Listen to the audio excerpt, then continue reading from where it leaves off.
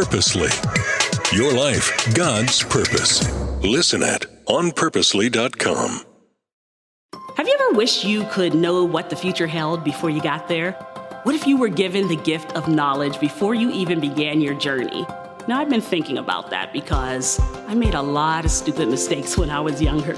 And I wish I had someone to say, don't go down that road, go down this one. I'm Sherry, and welcome to From the Eyes of Wisdom, where we are pairing an experienced elder from Christa Senior Living with a passionate King's High School student ready to launch into the world. And while these conversations won't tell the future exactly, they did reveal a lot we weren't expecting about how to live life well.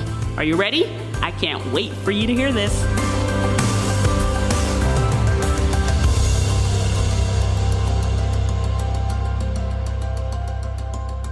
I am so excited to have two beautiful young women in front of me here, Carolyn and Jessie, right? Yeah. And both of you are artists. Carolyn has been an artist her whole life. Jessie is a senior in high school. Yeah.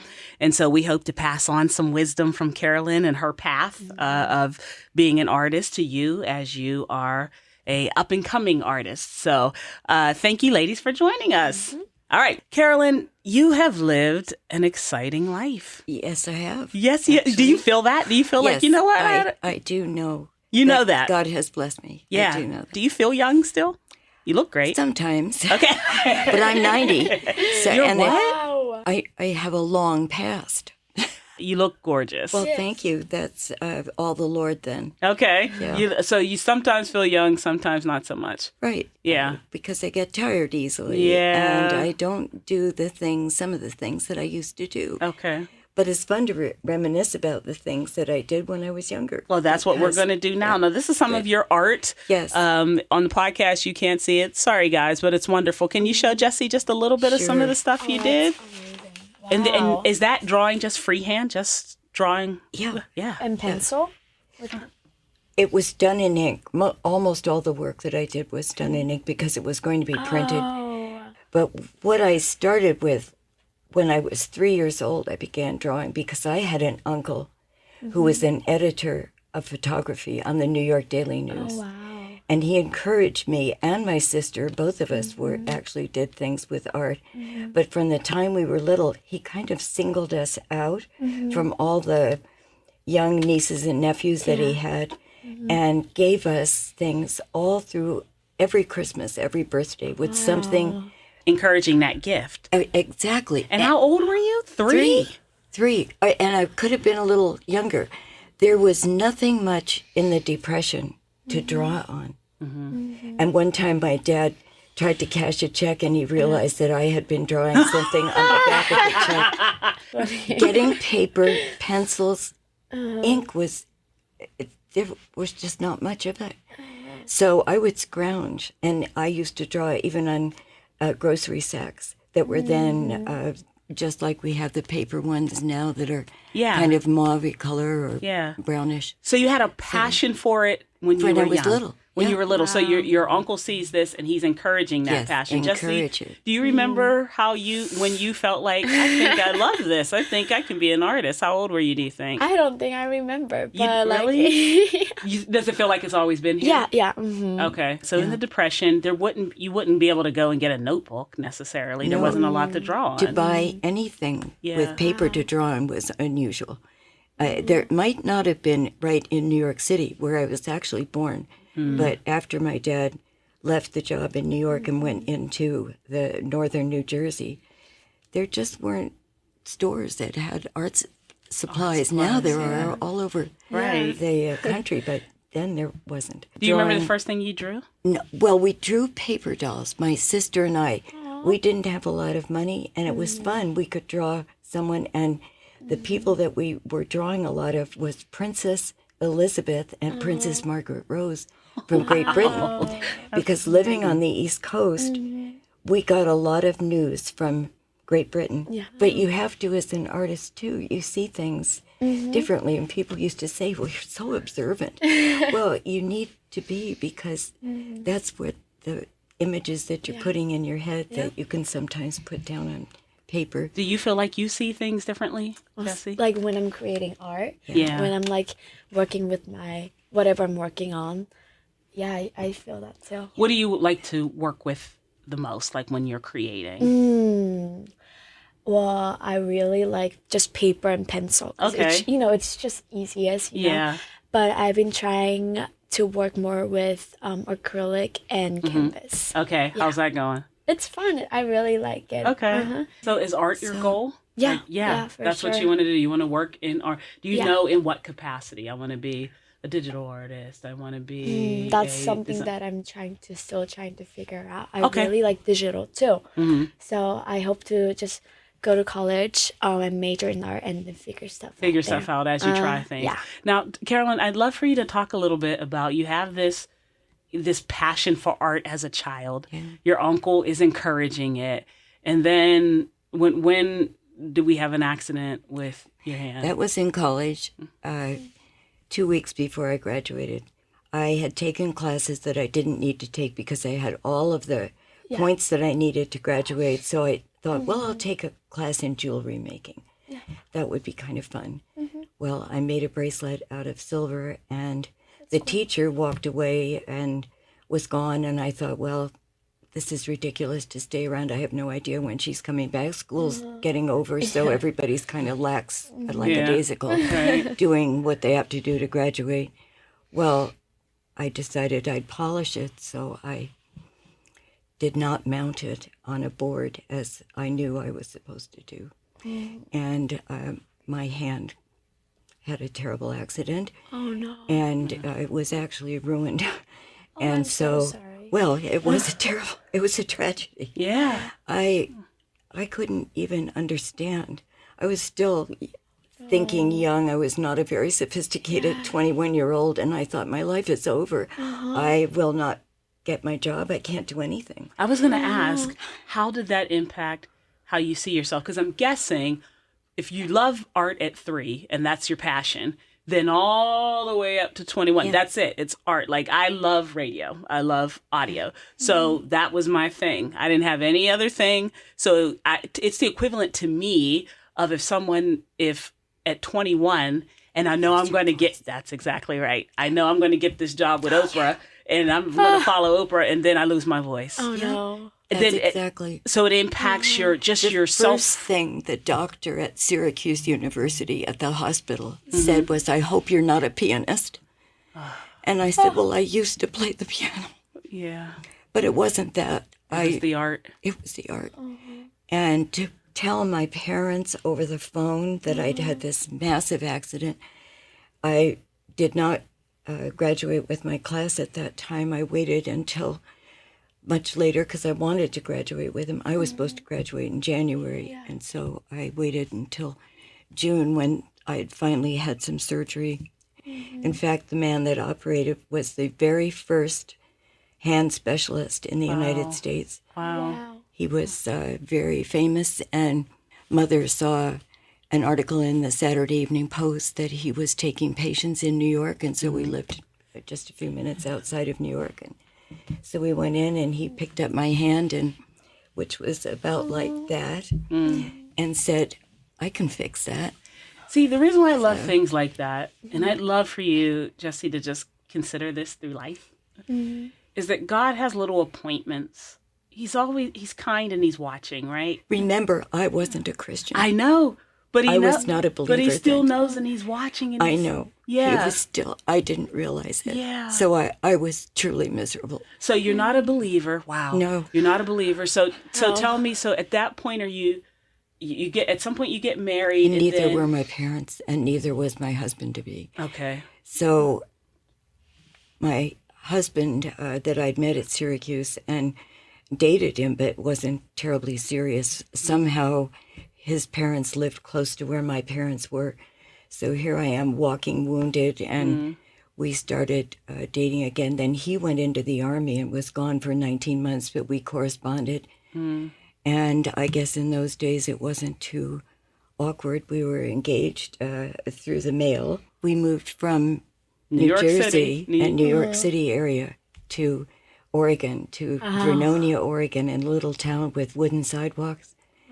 And you're still suffering from your hand trauma. and not trauma. Trauma is a good word. It was still hurting.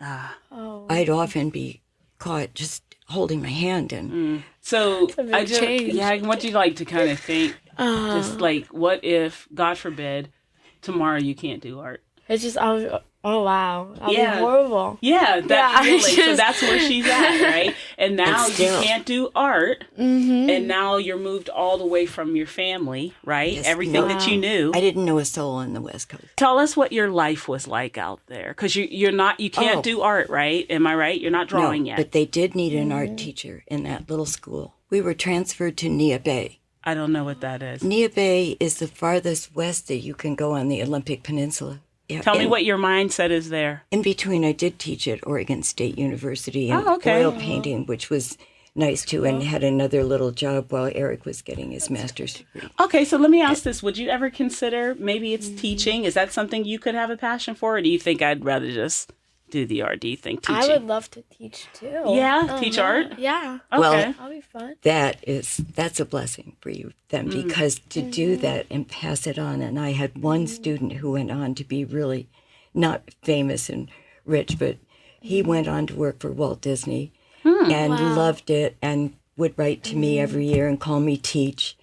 And I was able to go and talk to his parents to get them to keep him from staying on the farm in Vernonia, Oregon, and let him go to Chouinard, which was in L.A., and I don't know whether Chouinard is still there, but it was a wonderful art school and probably the best one on the West Coast at that time. You never know All right, so teaching is who's a part. going to help you or who you will help, and it is a blessing to be able to do that. I love that. So let's talk about your spiritual journey. So it's Yes. from New York to one city in Oregon and all the way far as west you can get. Still not a In the state believer. of Washington. How do you intersect with God? What did He set up to Well, get I your had attention? 2 children, Okay. both born while we were out in the Wild West. Okay. And so I thought, well, there is a little church in Clallam Bay, so I'll take the kids there and they can go to Sunday school, because I'd gone to Sunday school as a child. Okay. But obviously it didn't do much good. So I started taking them, and without fail, the woman that was the pastor's wife would come out, and I was sitting reading a Time magazine, and I'd taken garbage to the dump because we didn't have any garbage service at Sail River Camp in Nia Bay. Okay. So I would say, "Oh, no, thank you." Oh, when the pastor's wife would Oh, come? yeah. It'd come out every Sunday and say, "Would you like to come inside?" And I would say, "No, thanks." Huh. Well, one day a woman came to our door and she said, "There's a new Bible study at this little church, and I know your children go there. I'd like to have you come with me." And I said, "I'm not interested." No, thank you. So she came again about a week later, and I thought, this is odd. And I said, "No, thank you," probably forcefully. Yeah. And again, probably thinking things I shouldn't. And she came a 3rd time. Oh wow. And I thought, wait a minute. Her husband is my husband's boss. And I had this horrible feeling that he might lose his job, and our marriage was just teetering anyway because I was miserable. It was awful.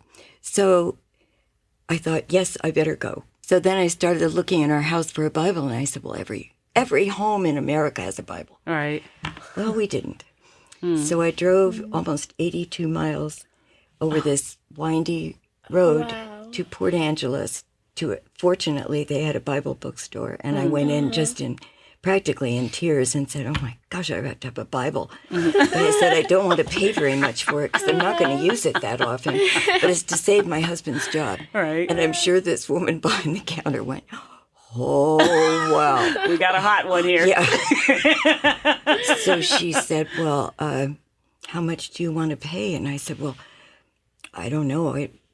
Maybe just a medium price Bible. I don't know what their cost." She said to me, "Would $8.99 be acceptable?" And I said, "Well, maybe." And I guess, and thinking about it, and she said, "Which version do you want?" And I thought, there's more than one version. What version did you end up getting? You get the King James? Well, I asked her which one was more acceptable. Okay. She said the King James. Right. So I now have that Bible, and when I give my testimony, it's held together with electrician's You tape. still have it? Wow. My goodness, couldn't I let love it that. go because I met the Lord while we were studying the Gospel of John, and it was such a shock to find that there was somebody who knew what I was going through and loved me and cared about me. And I was really on the brink of just going out into the streets of Wanda Fuca and not coming back. It was a hard time. How did your life start changing? You come to the Lord. What are the changes you started seeing? I started singing. Really? Wow. And had a beautiful voice then. I've had some surgery, so I can't sing the way I used to. But I'd stand in the kitchen and I'd watch these eagles out in the trees, and I thought, that's God's creation out there. Yeah. Where I'd never even looked at what things were going on outside of me. Yeah. And the ships going by in the Straits of Wanda Fuca were beautiful, and got to meet some of the people from the church and joined this Bible study that I wasn't going to go to unless I had to. Yeah. And it was a big change. From the Eyes of Wisdom is brought to you by Christa Senior Living and King's Schools, where multi-generational living is truly valued. Christa Senior Living is situated on a beautiful campus alongside the King's preschool through 12th grade school, allowing multi-generational living filled with meaning and purpose. Those who call these communities home can enjoy not only the benefits of diverse interactions, but they can live somewhere that actually embodies a sense of community, dynamic, diverse, and full of life. To find out more about Christa Senior Living or King's Schools, visit Christa.org. So, Jessie, tell me a little bit about your spiritual journey or your relationship with the Lord. Just a little bit. Yeah. You don't have to go. Okay. Well, I came into King's in 6th grade. At that time, none of my parents or family members were Christians, so it was very new to me having Bible class and Christian teachers and friends. So how do you get to a Christian school if none of your family is Christian? So my parents' friends. Okay. Yeah, their kid Okay. went to King's, so that's how I came here. Okay. But it was just very new to me. I was like, oh, this is interesting. Mm-hmm. And now I've been King's for 7 years, 8 years. Mm-hmm. And I think my relationship with God just kind of slowly just grew over time. All right. So Carolyn, let's go to how do you start creating again? Okay, well, I was teaching in the high school and the grade school in the little town. It was very little. And didn't enjoy it too much because I was the free period for all the other teachers. So they really didn't care what resources I had or what equipment I had. So I was a little unhappy. And I got involved in some politics. And I met one of the people that was very instrumental in getting Governor Evans to run for governor. Okay. And he had built a new little building in Longview, Washington. And he said, I know that you have done some interesting things. I'm sure I did a few little drawings. I don't really recall what it was or haven't kept any of it. Mm-hmm. But he said, I have a balcony and I'm going to give it to you free. Why don't you come and start your own business? And I thought, well, maybe this is a chance to do it. This is what I trained for at Syracuse. Yeah. And thought, well, maybe I can do that. Because as an illustrator, I was going to be doing ads for stores like Saks Fifth Avenue and Bergdorf Goodman. And I thought, well, maybe I can really get a job. And he promoted me so much that people started coming. And one of the first things that I started doing was working with the YMCA. And those of you who are and they listening were via doing podcast, some new... people listening via podcast, I want them to know we're looking at some of your original art from the YMCA, which is absolutely amazing. Well, they hired me to do some drawings and working with the Department of Education for the nation. This woman was in Longview, Washington. Wow. And so I was illustrating her books that she was writing on how to include people with disabilities and mainstream them. That was called mainstreaming back then. Okay. And so we became really good friends. Yeah. And I think she came to know the Lord, hopefully, because I was so still on fire for the Lord. Yeah. And I always said he's the one that did everything. Let's talk about you have this little studio now, right? Yes. And you're drawing for people. And how do you begin to do? Because when I was reading your story, I had no idea. Are you in the Girl Scouts? Have you ever done Girl Scouts, Jessie? No. Okay. I didn't know Girl Scouts had a calendar. They didn't. They didn't. Well, actually, they had 8 million printed in in Nevada someplace Okay. by a printer, and they were all generic colored pictures of scenery around the country. They had nothing to do with Girl Scouts, except that at the bottom of it said there was a Girl Scout calendar. Were there any pictures of girls or anything? It was just random things? One of the men I started working with was the publisher of the newspaper in Longview, Washington. Here again, the Lord's opening a door. And he said, I have an idea because my daughter is a Girl Scout and this calendar is ridiculous. He said, why don't you do something? Wow. You can do a calendar and we'll make it just for our council here, which was the Pacific Peaks. And I said, well, I'd have to have some pictures of people. So they gave me, a lot of them were Polaroids, which are a little hard to see people's faces, but we did a prospectus for the Pacific Peaks Council in Olympia at that time. And they loved it. And so they didn't buy the calendars from the Girl Scouts. Oh, they took in New your York. calendar. They took our calendar and sold it. Well, then other people began to see it, and pretty soon we had Girl Scout councils from all up and down the coast, Pacific coast, saying, hey, come down. So the publisher and I would go down and talk to people. And while they were talking business, I was drawing them from their faces of the people that managed that council. Now, let me ask you this, because Jessie, in your interview, I read, you said one of the things you would like some guidance or wisdom about overall is how not to get distracted. Am I right? Yes, Can you give me a little more about that question? So like I guess just not get distracting. So like I do sports and I'm a high school student, so like finals and just overall there's a lot of distractions and sometimes I'll just tell myself, okay, just you're gonna go home, you don't have any homework today, like make art. Yeah. And sometimes I'll get distracted, I'll chat with my sisters. So like how do you like kind of like push yourself to like keep creating art on your free time? I was older, of course, with my girls were in college by the time I got to doing the Girl Scout calendars. I started with these calendars in 73. Let's say you're not making anything for anybody. Would you just kind of create? Would you just kind of draw? Sometimes I do. Because I think that's what you're talking about too, right? Like, do you just create? So like do you think like having deadlines helps? Yeah. Yes. Okay. But it's also scary Yeah. because you can't make mistakes, although I don't think it's quite as hard when you're doing them for publishing.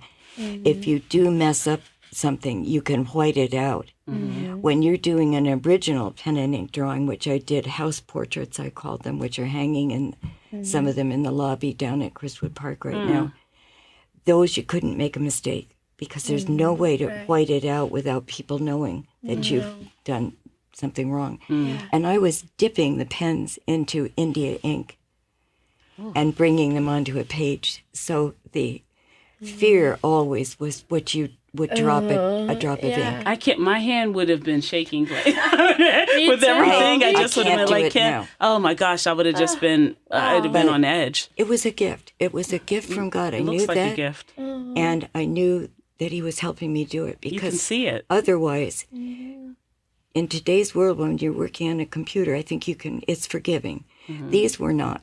They really had to be done pretty doggone well. All right, I'm going to give you this.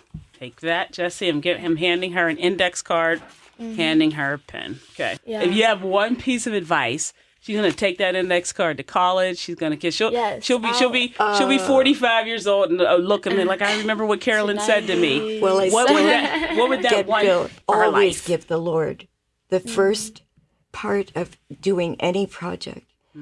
Tell him that you want his help in doing it, because he's the master creator. He created the world and all of these incredible things that we see, and he has that power to help you if you ask.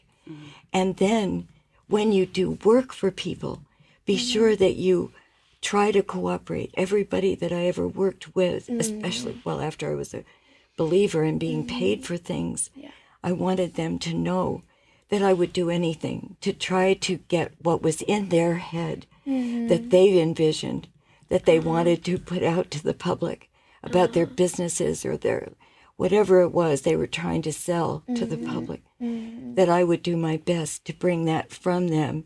And as a result, I became friends with some, and I know some of them became Christians. So your life can have a huge impact on so many people. And so you'll have joy as you get older and no regrets. No regrets. And it's just a wonderful way to live. I wouldn't go back and live the way the first 30 years of my life were for anything. Even though he was there all the time, but I used his name in vain. I was a nasty sinner. And to be forgiven for those and to be given a gift, to do something that I loved to do and couldn't do on my own was incredible. I love so that. So give him that honor and glory. Right and from the start. He loves you. I can tell how much he loves you, and I can tell you love him too. Yes, People sometimes said to me, we can see Jesus in you. And I do see Jesus in you. And it's a blessing. So. Carolyn, thank you. Thank you so much. And I see Jesus in you too, my dear. And I Thank honor you. your life. I honor a life well lived. I love to see people who have lived a full life with Christ, ups, downs, lefts, right. You've experienced the fullness of his faithfulness. Yes, and really, I love that. Truly, I have. We got to wrap up, guys. Thank you so much. I want you to write, he's the master creator. You said that. And I did. You wrote that down. He's the master creator. Down. I'm going to write it down for myself. I love that. Everyone, thank you for joining us. Carolyn, thank you. Jessie, thank you. And we will see you next time on the next episode. This has been really, really good stuff. We hope you enjoyed the conversation and that you will join us next time. But before you go, I want to remind you, this is being brought to you by Christa Senior Living and King Schools. You can find out more about these ministries at Christa.org. And please take a moment to leave us a review, by the way. We'd love to hear from you. And our final challenge to you is this: look around you and find the eyes of wisdom in your own life. We'll see you next time.